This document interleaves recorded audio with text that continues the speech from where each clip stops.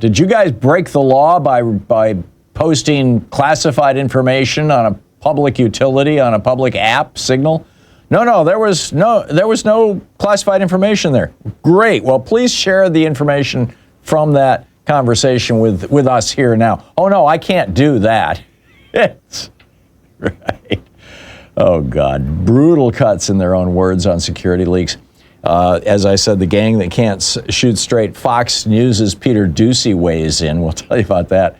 In the second hour of our program, they are actively destroying Social Security as we speak. In fact, the acting director of Social Security, by the way, Leland Dudek, this is a guy who got his job because he was a low-level grunt inside the Social Security Administration, and he thought he had found some examples of fraud, and he gave that information to Elon Musk's guys and said, here's where you should look.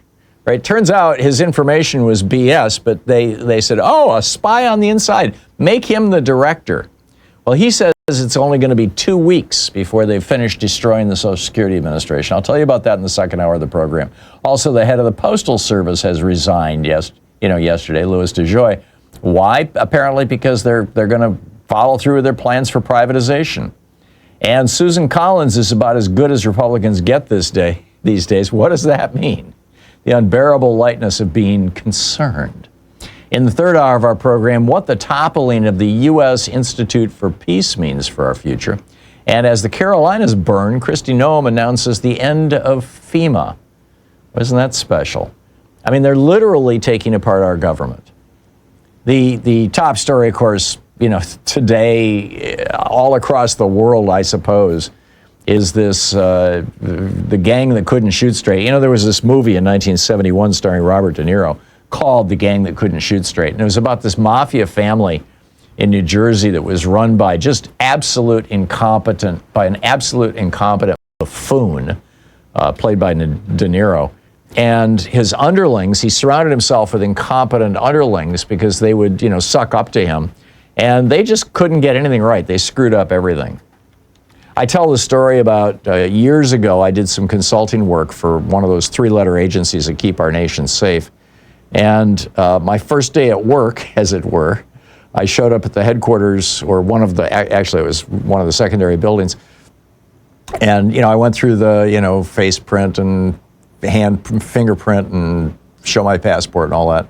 And then as I'm going through the magnetometer and running my briefcase through the x-ray machine, as I get to the other side of the magnetometer, the Marine has his rifle pointed at me.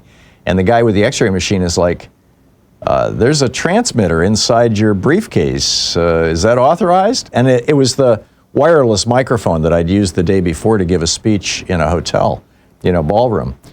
And I had completely forgotten it was in my briefcase. And I was like, I'm sorry. And he was like, are you really that stupid that you'd bring a transmitter into the offices of the of the bleeping? Oh my God, that was terrible. My apologies. Oh, you bleeped me. Thank you, Sean. But that's literally what he said. I mean, he was really furious of the bleeping, bleep, bleep, bleep, three-letter agency. And I was like, yeah, I really am that stupid. And but apparently I'm way ahead of our defense secretary, our director of national intelligence, our vice president, our secretary of state, our CIA director, our Middle East negotiator, our treasury secretary, and the White House chief of staff.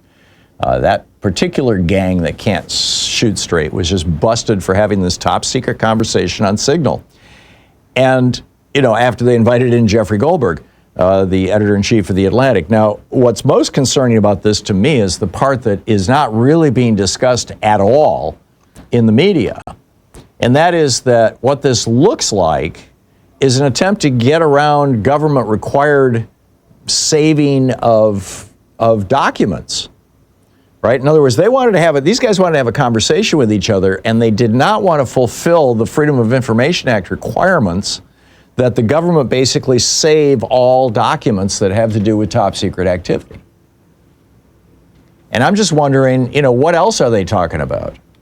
To get, in this way, to get around this federal law that requires agencies like, the CIA, the NSA, the intelligence community in general, to keep copies of what's going on.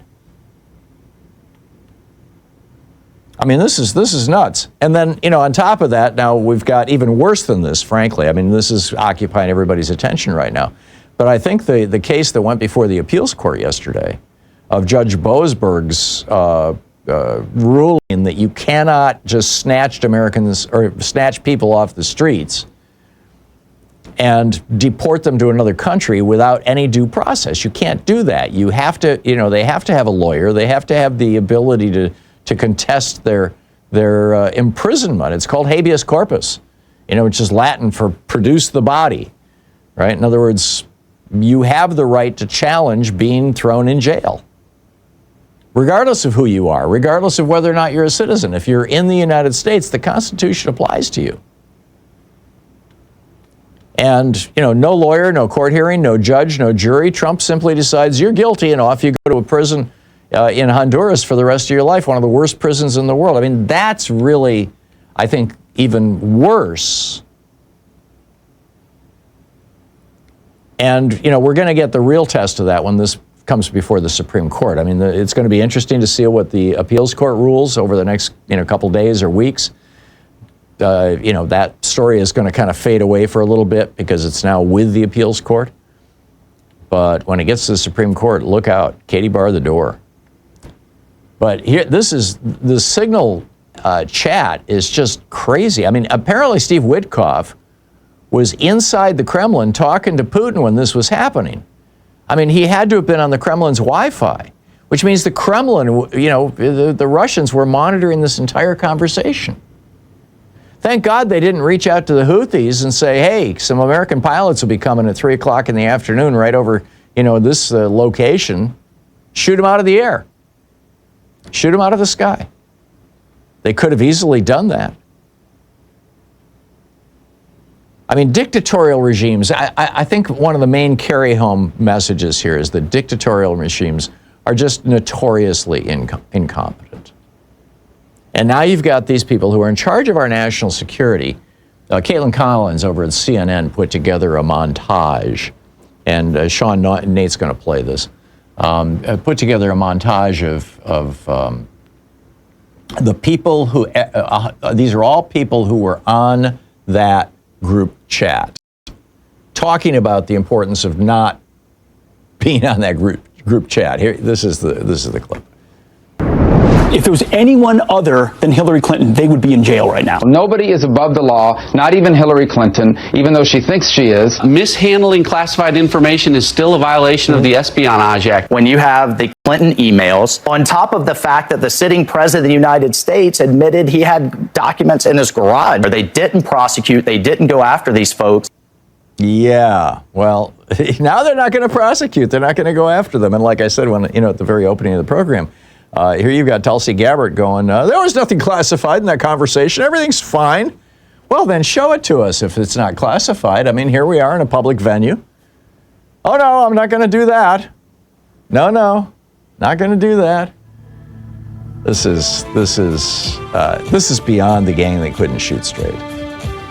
These guys need to resign. I mean, this is just insane. That they were all conspiring to prevent, to get around federal document retention requirements. This is just so wrong.